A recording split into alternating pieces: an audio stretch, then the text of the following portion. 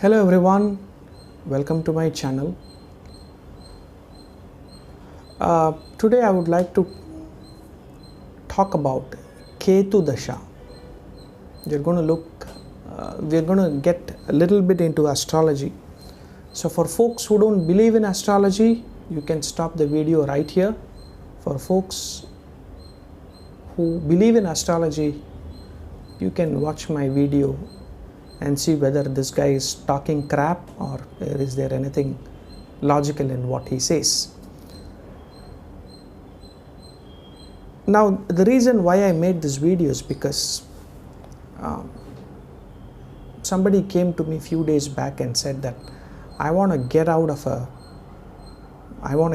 my relationship. They are married for 10 years. They have a daughter who's 6 years old. But right now they don't want to be in that relationship. Spouse doesn't want to be, the wife doesn't want to be in that relationship because of some problems that is happening. In India we have joint families where people live with their brothers, sisters, parents, aunts, uncle, everybody in one home.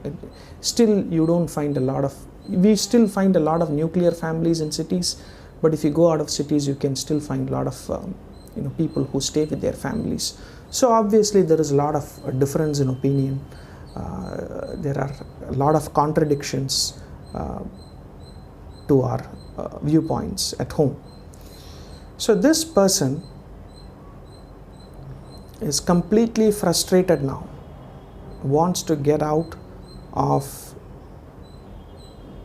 marriage.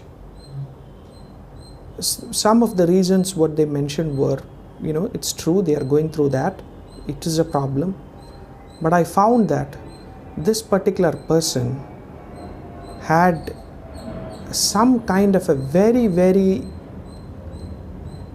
high negative energy in their body and mind. Their patience, patience level was extremely low. Irritation was there, frustration was there. They were not able to think logically, they were not analytical, they were not logical. They just wanted to come out of the relationship, live somewhere. They wanted loneliness. They wanted to visit few temples, get peace of mind. They don't want to have a family life. They have managed worse problems in their life earlier after marriage. They've been through a lot. But now there is nothing much that is happening in their life, but they just want to be alone. They want to go to a secluded spot. They don't want people around them. They are not having peace of mind. So I told this particular lady, a friend of mine, to send her horoscope to me. When she sent her horoscope to me, she did not know that she was going through Ketu Dasha. Now, people who know astrology would know about Rahu and Ketu. Rahu is a materialistic planet, and Ketu is a planet that drives you towards devotion, isolation, doing good things in life, and making you think that there is nothing permanent in life. Seek solace in God. That's what it wants you to know. It wants you to become a better human being.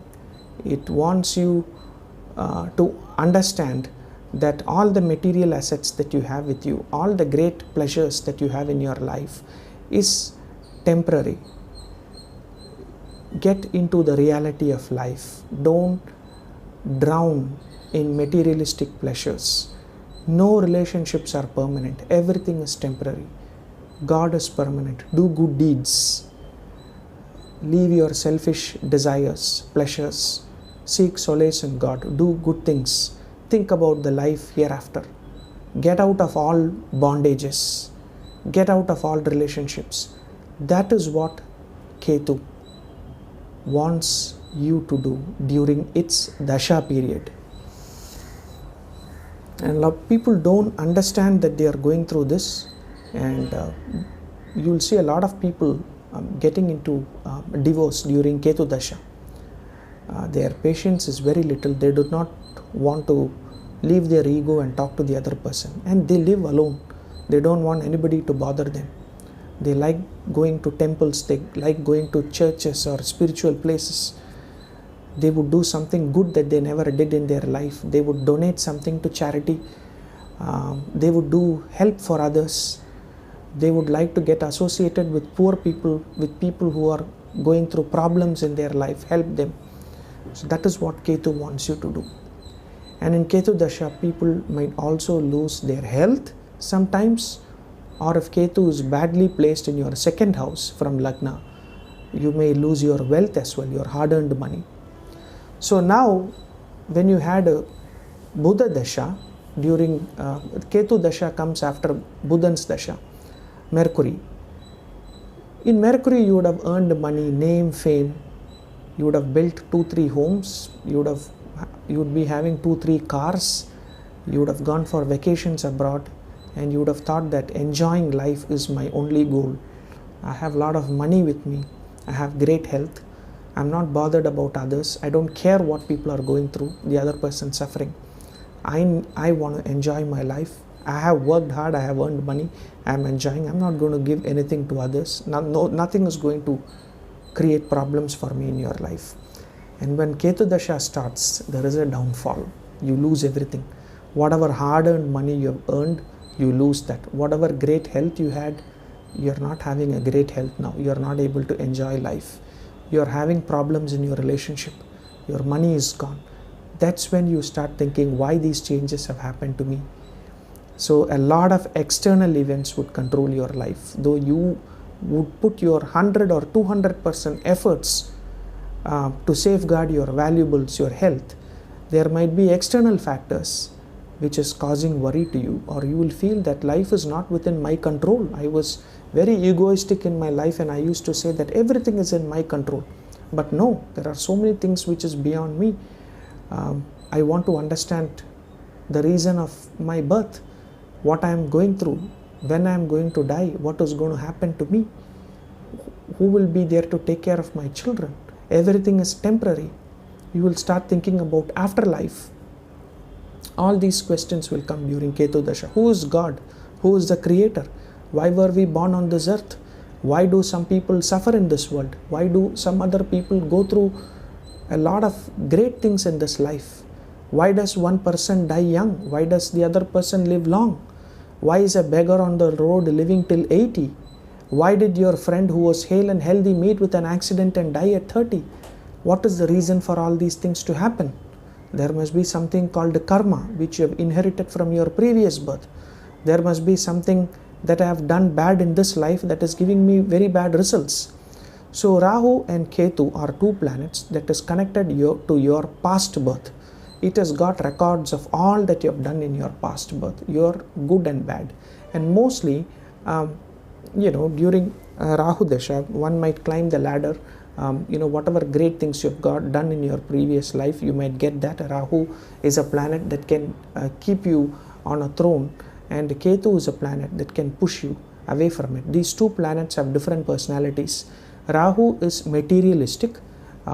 We call it as a planet related to Bhoga, which is material life, great pleasures and all those stuff. And Ketu is related to spirituality. It is a planet that is related to detachment, isolation and all these things. So these two planets, they rotate in an anti-clockwise direction. So every 1.5 years, the Rahu and Ketu will move one house in anti-clockwise direction, in a retro fashion. It goes backwards, and based on which house it occupies, it gives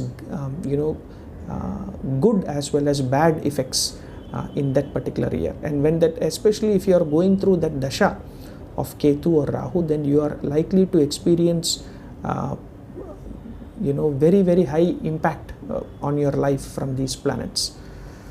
So during Ketu Dasha, one needs to talk like a saint. Now, one of the very famous astrologers have already, they've done a video on this, and I want to say that I'm borrowing some of the ideas from him because he has done a great video. He's been very thoughtful and creative. So when I'm giving some tips in this, I'm getting the same words and languages that that particular astrologer has used. Rahu wants you to know the spiritual side of life, that life is temporary, nothing is permanent, nothing is going to be with you. When you go into your coffin, when you are going to get burned, there is nothing that is going to come with you. You are going to leave everything here. Whatever money you have earned in your life, you are going to leave it here. It wants you to be a good person, basically. It wants you to be a very helpful person. So during Ketu Dasha, if you know that you are going through a very bad Ketu Dasha, which will last for 7 years. So normally it is divided into 3. You can say that 2.3 years is the beginning, where you will start feeling the energies of Ketu. The mid 2.3 is going to be unbearable, where that's when people actually turn their shift from materialism to spiritualism. And the last 2.3. So the mid and the last period, is going to give its full dose, the bad karmic things that you have done in your previous life. When I say bad, you can't call it bad. From a materialistic perspective, yes, losing money, losing your hard-earned money, or giving up your health is not great things to have in your life. Everybody wants to live a happy, peaceful life. But the lessons that you learn from this Ketu Dasha is invaluable. You cannot learn these lessons during any other Dasha. That's when you feel, after Ketu Dasha, people get transformed, people get reformed, they become a much better human beings. And then the Shukra Dasha starts, which is again going to, throw you into the materialistic world back. So why do these planets give good and bad results? Because it wants you to become a better human being. It wants to refine your character. It wants to refine your personality. It wants to make you a better human being. So it is continuously polishing you. And these are the different brushes. Mercury Dasha, it is a brush. Ketu Dasha, it is another brush. Saturn's Dasha is one brush. Rahu Dasha is one brush. Some brushes are very abrasive. It will hurt you, but it will clean the dirt. It will take the dirt away. And some brushes are very soft, where you will really feel the happiness, but the dirt doesn't go away. The dirt and stain continues to be there. So you can call the Ketu Dasha or the Saturn's Dasha like a very hard chemical trying to remove a stain from a shirt, or a bleaching agent, or an anti-rust chemical that you use on a vessel to take the rust out. Yes, it is going to be hard on the vessel, but ultimately it's going to make the vessel clean. So that's the goal of Ketu and all the Dasha that is giving you difficulties. So during Ketu Dasha, you need to be spiritual, you need to do good things, you should not hurt others, you should be very polite in the way you talk. You should, if you are a Hindu, you should need to worship gods that doesn't have a human face. For example, Anjaneya, Hanuman, or Pratyankara Devi, gods that have a very ferocious face, gods that have a face that humans don't have. So those are the gods that you need to worship, because Ketu doesn't have a head, he just has a tail. So he is like a body and a tail of a snake. He doesn't have a head. So you need to worship gods that doesn't have a proper human face. You need to do good things, you need to become a good person, you need to teach people great things, you need to teach people the path of honesty, the path of devotion, the path of service, to give whatever you have to others. And that's when Ketu becomes really soft on you. Now it becomes, now Ketu will think that, okay, now this guy has tamed down, he needs to be where I want him to be, so let me not be very harsh with him. Okay, so you'll be able to manage the Dasha. Now I'm saying that once you become a great person or act like a very good human being, immediately Ketu is not going to leave you and go and say that, okay, my Dasha is over, I'm going to give you everything. It will take some time for Ketu to show its good effects on you. You will be able to survive that Dasha. So thank you guys for watching my video. I'll put another video about Ketu Dasha. So being a good human, talking like a saint, doing great things, not harming others, and always have a thought that nothing is permanent in this life. Whatever you have earned, you are going to lose it. You came with an empty hand, you are going to go with an empty hand. If you have these thoughts, if you become a good human being, if your character is refined, that's what Ketu wants you to be in the 7 years. And if you do that, he is going to be a very nice person. Once his dasha is over, you will be in Shukra Dasha, where you will be able to learn and retain whatever you have learned during Ketu Dasha, and again get back to the life of materialism. But again, now you know what is life. You are in a much better position to explain to others what life is.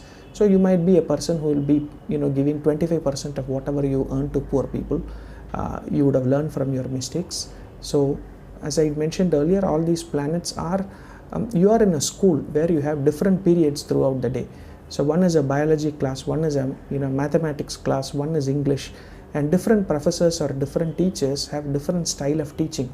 Some are pretty harsh, some are pretty direct, some are pretty soft. So some planets teach you the realities of life in a very harsh manner, and some of the other planets are very soft in teaching you. Some planets want you to experience great things in life. Other planets want you to experience the not so great things in life, because life should be a mixture of both pain and pleasure. If you only experience pleasure, you are going to become a very bad person soon, because you don't know what is pain. If you experience only pain, then you do not experience the great side of life. So it should be a blend of both, and that's what all the planets are trying to do in our life. Thank you very much for watching my video. If you want to write an email to me, you can find my email ID below. Thank you, and hope you will be able to manage a tough Ketu Dasha with my inputs and advice. Thank you so much. Bye.